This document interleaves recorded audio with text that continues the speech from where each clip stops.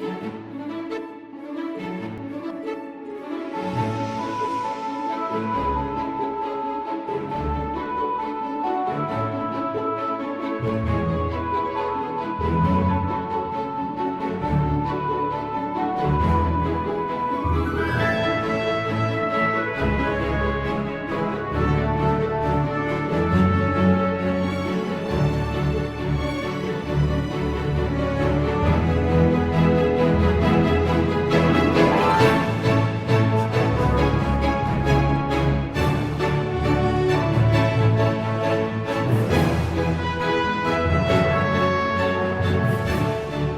continuación, le voy a dar la palabra para su exposición al doctor Martín Becerra, que es profesor de la Universidad Nacional de Quilmes y de la Universidad de Buenos Aires, y es investigador del CONICET, y yo le agregaría, es un actor fundamental en el ámbito de Twitter y en las redes sociales, y una voz muy escuchada en estos debates. Bueno, muchas gracias Andrés por la invitación, Silvana también. Voy a leer con estos anteojos tan simpáticos que me compré, porque para ver si llego más o menos en el tiempo previsto. Disculpen que no sea una exposición más amena, con comentarios ad hoc. Bueno, dos observaciones iniciales. Dado que el eje de la convocatoria de esta actividad tiene por propósito proponer justamente lineamientos frente a un posible proyecto de ley convergente de actividades de información y comunicación, no me voy a detener en el análisis de la regulación vigente en materia audiovisual y de telecomunicaciones, ni sobre los cambios más recientes a los que se refirió recién Silvana, en principio, digamos, porque no voy a poder hacerlo en el tiempo previsto, y lo que quisiera señalar es que hay una buena cantidad de artículos que he escrito sobre el tema, que están disponibles en internet, y por supuesto yo estoy a disposición, como dijo Andrés, en Twitter o por mail para quien quiera consultarme sobre esos asuntos en particular, pero no me voy a detener en esos aspectos. La segunda observación, que no es solo de método, sino de contenido del proceso de elaboración de políticas públicas en esta materia. Dada la centralidad que tienen las actividades de información y comunicación para el funcionamiento democrático y la directa relación que tienen con los derechos a la libertad de expresión en su doble faceta individual y social,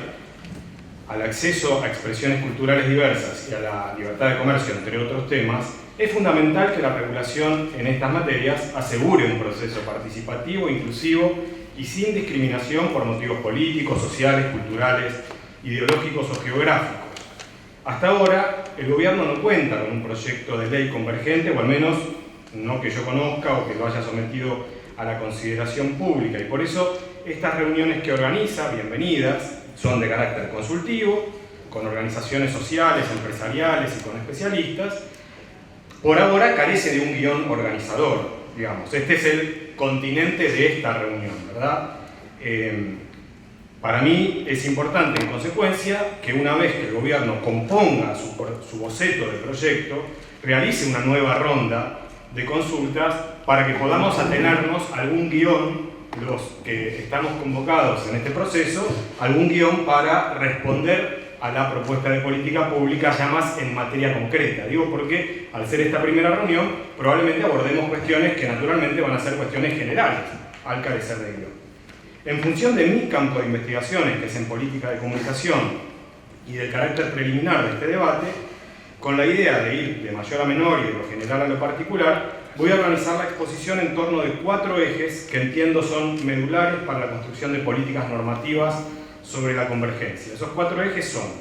¿qué se regula y para qué? Es decir, definir cuáles son los objetivos y la definición misma de convergencia, que no es algo que se caiga de maduro. En segundo lugar, ¿qué sucede con el interés público en la regulación de la convergencia? El tercer eje que pretendo abordar, si hay tiempo, tiene que ver con qué desafíos plantean la concentración de mercados convergentes y los problemas de la competencia en justamente el sector de la convergencia. Y el cuarto eje es quién aplica la regulación y quién controla al que aplica la regulación en estas materias. Primer punto, ¿qué se regula y para qué? Objetivos y definición de convergencia. Para que esté guiada por el principio de progresividad y no regresividad en materia de derechos sociales, culturales y económicos, una futura ley debe reconocer las consecuencias de una comprensión amplia y social de la libertad de expresión, que comprende tanto la libertad para emitir por distintos medios y soportes, como para buscar y acceder a una diversa gama de contenidos y perspectivas, tal y como fundaron la Declaración Universal de Derechos Humanos, la Convención Americana de Derechos Humanos y los pactos en materia suscritos y reconocidos en el país.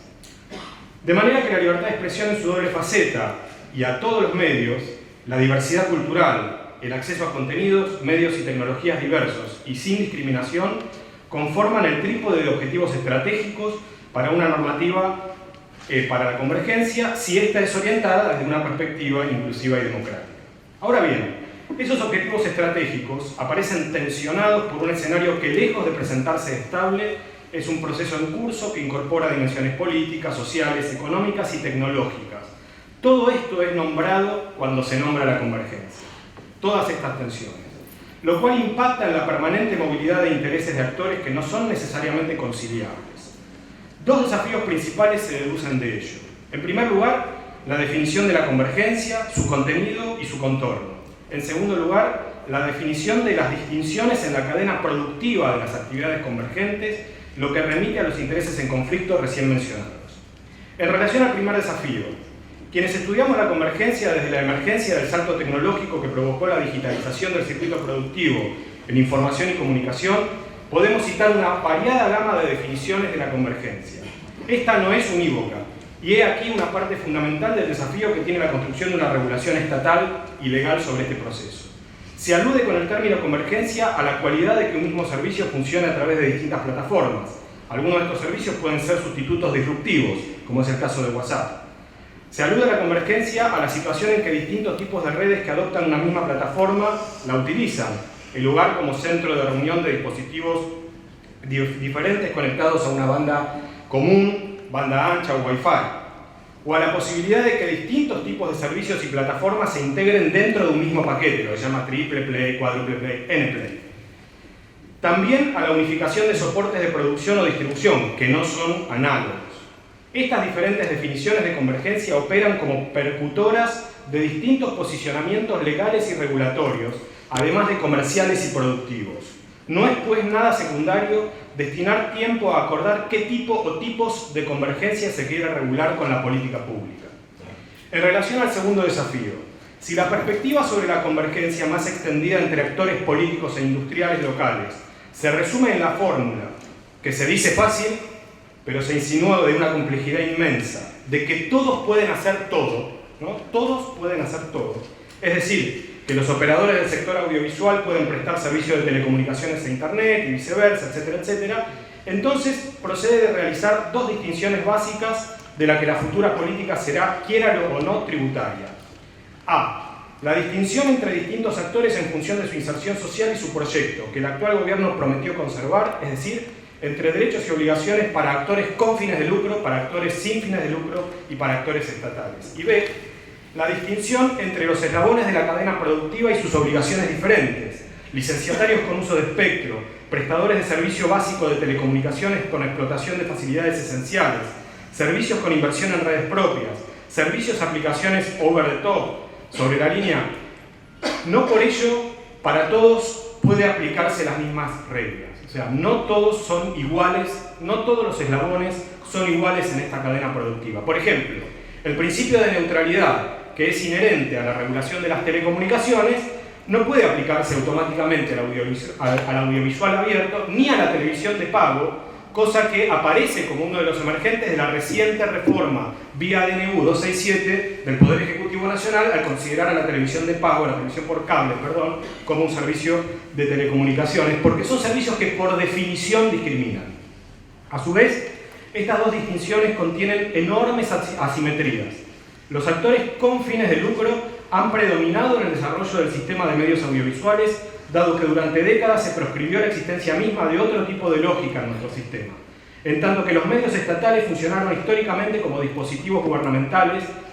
Y en relación a la cadena productiva, también hay asimetrías enormes que conducen a que algunos de los sectores industriales reclamen reglas de juego parejas en un sistema que, por lo menos hasta el presente, define la asimetría desde el mismo momento en que algunos reciben concesiones y licencias con explotación bastante dilatada en el tiempo de explotación del recurso público, que es el espectro radioeléctrico, o de redes físicas esenciales para el bienestar y para prestar otro tipo de servicios. Creo que es claro a los actores a los que me estoy refiriendo.